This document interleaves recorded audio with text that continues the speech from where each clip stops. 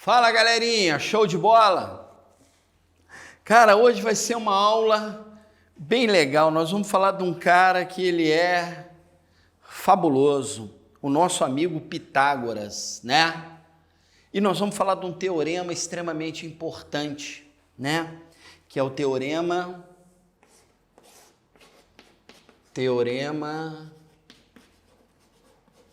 de Pitágoras. É teorema de Pitágoras, né? Bom, então vamos lá. Para a gente falar do teorema de Pitágoras, a gente vai falar um pouquinho do triângulo, né? Não é todo triângulo que eu posso usar o teorema de Pitágoras, né? Para que eu possa usar o teorema de Pitágoras, né? O triângulo tem que ser o quê? Um triângulo retângulo.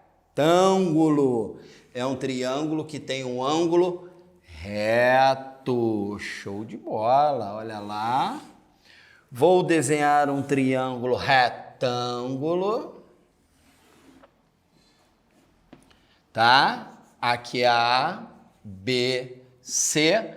Por que retângulo? Porque ele tem um ângulo de 90 graus. O ângulo de 90 graus é chamado de reto. Por isso, retângulo. Bom, você tem aqui o ladinho A, o ladinho B e o ladinho C. O maior lado a gente sempre chama de quê? Hipotenusa. Mas às vezes tá difícil para ver qual é o maior lado. Então você pode definir hipotenusa de duas formas. Tá legal? Ou o maior lado,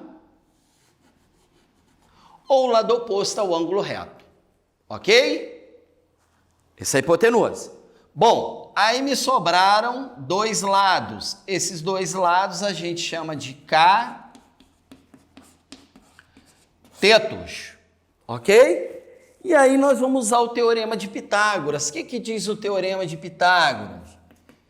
Hipotenusa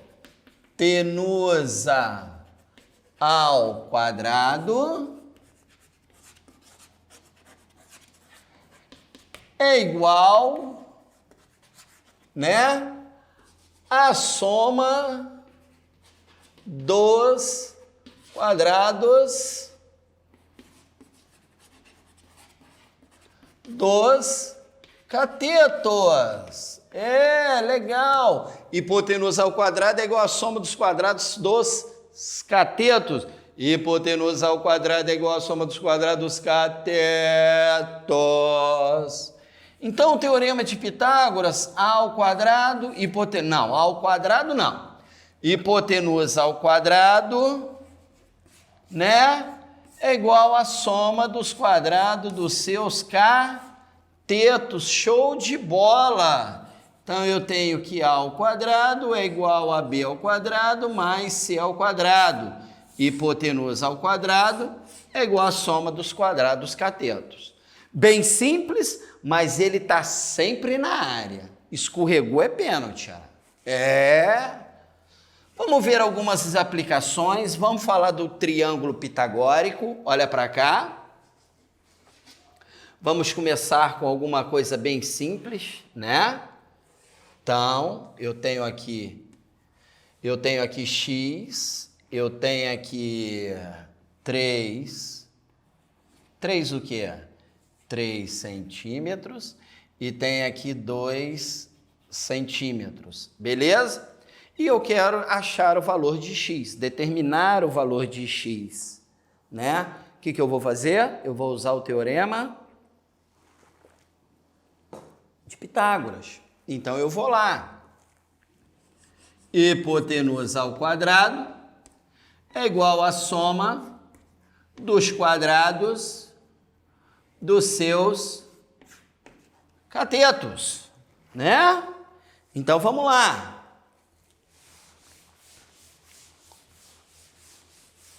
O que eu tenho? X ao quadrado é igual a 4 mais 9. X ao quadrado é igual a 13. X é igual a raiz quadrada de 13. O quê? Centímetros. Beleza. Certo? Ô Mauro, mais um exemplo, mais um exemplo. Exemplo 2. E aí, cara, você pode ir, né? X mais 3, aqui 6 centímetros, né? Aqui A, aqui B, aqui C. E aí, meu triângulo retângulo. E ele pede para você, né? Determinar o valor de X, né? Então, você vai lá. Hipotenusa ao quadrado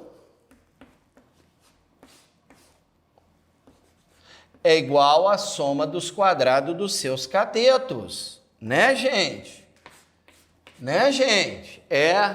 E aí, né, irmão? E aí para frente, para trás só caranguejo. Jacaré que fica parado, vira bolsa.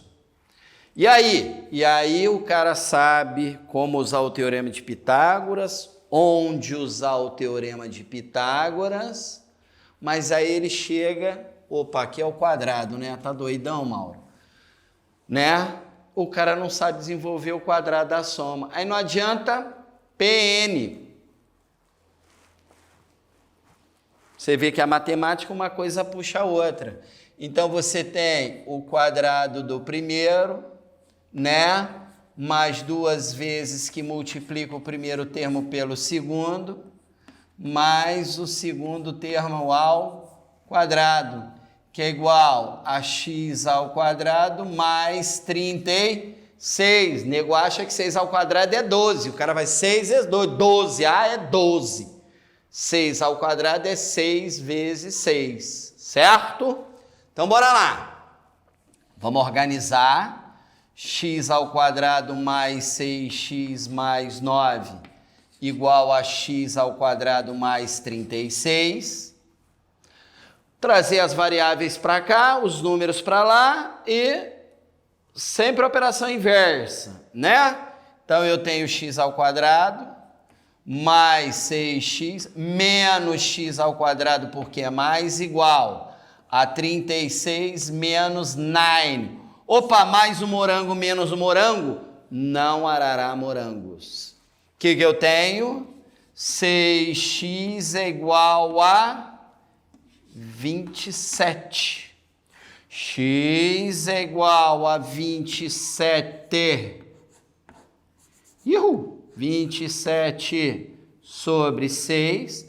Cara, não dá para dividir. Mas você concorda que eu posso simplificar por 3. É ou não é? Ô Mauro, toda vez que eu tenho uma fração e der para simplificar, eu simplifico? Of course que sim. Mas aí você tem que olhar para as alternativas da sua questão. Porque de repente as alternativas estão em decimal, aí você já divide aqui. Ok? Beleza? Mais um exemplozinho só para eu ficar tranquilo. Eu tenho aqui x, tenho aqui 10 e tenho aqui 7. Metro. Qual é o valor de x? Pitágoras nele. Agora não pode esquecer, a gente sempre começa pela hipotenusa. Hipotenusa ao quadrado é igual à soma dos quadrados dos seus catetos. 100 é igual a x ao quadrado mais 49. Vou levar o 49 para lá, vai ficar 100 menos 49 igual a x ao quadrado. X ao quadrado é igual a 51. X é igual a raiz quadrada de 51. Será que dá para decompor 51? 51 vai dar 17? Não.